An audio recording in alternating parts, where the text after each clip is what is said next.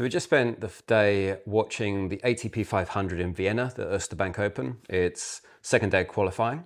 And similar to other pro tournaments I've watched before, particularly on the ATP side, it kind of reinforces something that, I'm particularly learning myself when I hit in some more of the performance hitting squads that I'm hitting in, which is that a lot of people talk about the power that a lot of particularly the ATP pros hit with, but a lot of the WTA pros hit very powerful shots as well. And it's like they focus on the power is the main thing that separates them. But actually the magic is something a lot more subtle and frankly way more impressive. So here's my question. What makes the pros so good?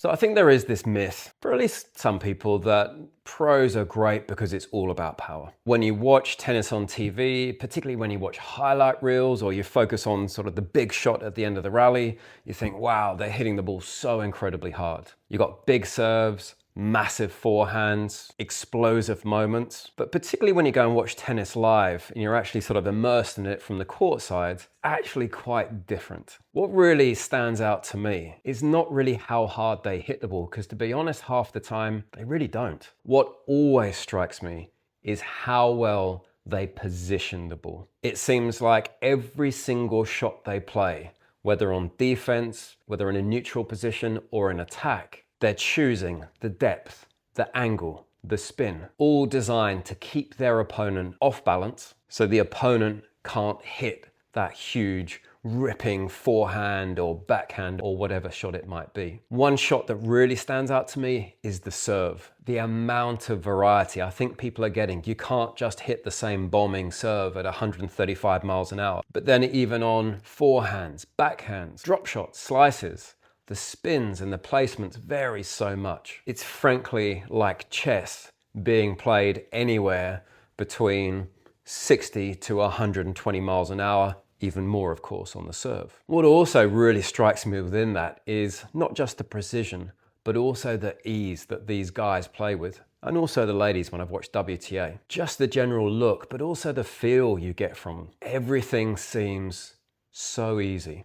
A lot of people say that, but it really does. They're loose, they're effortless. It's like they've done it 10,000 times before, which of course they have, and some more. But that also is what's so wild about the thing. If you think about it, these guys are going on court in front of big crowds, but also they're on TV, out to millions of people watching. They've got cameras trained everywhere, and yet they still look completely calm. And of course, that looseness is trained to a large degree. It's not just physical, it's also that mental conditioning to be playing at that level. I guess it probably becomes normal for them. But then of course there's a question. So we watched the qualifying today. So you could ask yourself, why are some pros better than others?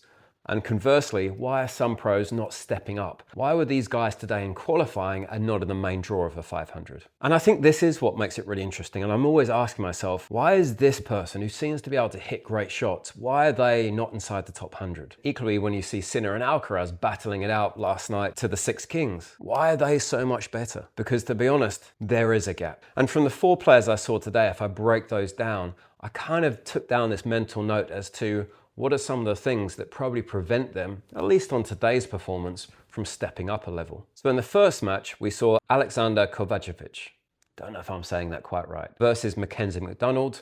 In the second match, we saw Jacob Fernley play Hamad Medjedovic. So the first match we saw, so McDonald, he seemed like, and I've seen him play tennis on TV before, it's like he's really, my wife commented, he's a bit like Djokovic, very balanced, head very still when he hits, very consistent, sort of very easy pace. He won the first set 6-1, but then he ended up losing the match. And to be honest, the biggest thing I noted about him was he didn't seem to have another gear. When Kovacevic stepped up and started really loosening up and hitting through the ball a bit more, McDonald kind of stayed the same. Didn't really seem like he had another level, at least today. Equally with Kovacevic, I mean, loved it because he's got a single-handed backhand, absolutely beautiful. In the first set, just seemed like he didn't really get going at all. And I don't know whether being on that court, he just hadn't got the sort of feel and the bounce because he put quite a lot of forehands in the net or shanked them. But then in the second set, he really stepped up, played some beautiful tennis. And by the third, it was like he knew he was going to win the match. But you do wonder if he took a set to get going, playing against maybe a top 10, top 20 player, game over.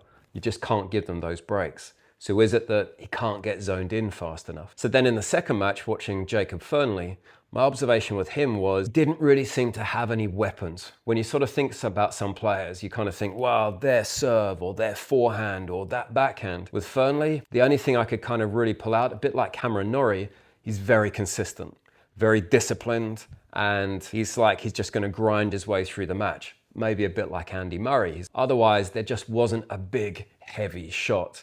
It was all nice, whippy looseness, very crafty, but nothing to really destroy people. Is that going to prevent him from climbing higher? And then finally, Medjedovic. So that guy can crack a serve. Saw him serving 139 miles an hour. Forehand, when he hits it, the sound coming off it, he smacks the hell out of that thing. But then honestly, didn't look super fit. And I think I've always observed that when watching him playing, but also didn't seem to have massive discipline. There were some amazing drop shots, and there were some drop shots that didn't even reach the net. There were some ripping forehands, and then there were forehands that just flew out.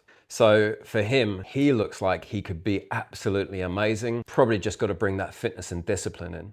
So each of them you kind of look at and say, is there something missing that means they're not able to climb their way up to the top guys? And of course, what I will say though, when you watch them playing, you kind of think to yourself, wow, I could hit a backhand as fast as that surely. But then simply when you watch them, the fact they're doing it, every single ball, placing it, positioning it, playing that sort of game of chess while hitting the ball, really, yes, quite hard. Maybe it's not as hard as we think it is. Just the fact they're able to do it ball after ball after ball. They would absolutely destroy any top club player. I probably wouldn't even get a point unless they double faulted. In fact, let's say I wouldn't. But at the end of the day for them, they're not interested about playing someone like me or a club player or even a non-professional. What are they interested in? Getting to the top. So it's always about their comparison to all of their peers who are above them in the rankings. So final takeaway for today, watching tennis live, as I've watched quite a number of tournaments and taken my family to, which is fantastic, is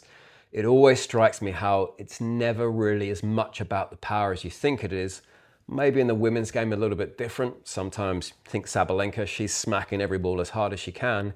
In the men's side, it's more about the positioning. They know always exactly where they're hitting, why they're hitting it, and they trust their training enough to look absolutely effortless as they do it. So I think if you're a player who's developing, and certainly I try and tell myself this as much as possible, tennis is really less about the power. Everybody can hit a ball at 110, 120 once in a while. To be honest, can you position it on these really tiny spots, ball after ball, and move your opponent around knowing exactly where to play so that you can keep your opponent off balance as much as possible? For me, that is what the pros do better than absolutely everybody else. So I'd love to hear your thoughts on this. If you've seen tennis live and kind of thought to yourself, wow, this is kind of different how I thought it might be based on what have people said or how I've seen it on TV. Love to get your thoughts. Who did you see? Where did you see them? What really stuck out to you? So in the first match, we saw Alexander Kovacevic. We saw Alexander Kovacevic. Alexander Kovacevic. Don't know if I'm saying that quite right. In the second match, we saw Jacob Fernley play Hamad Medjedovic. Hamad Medjedovic.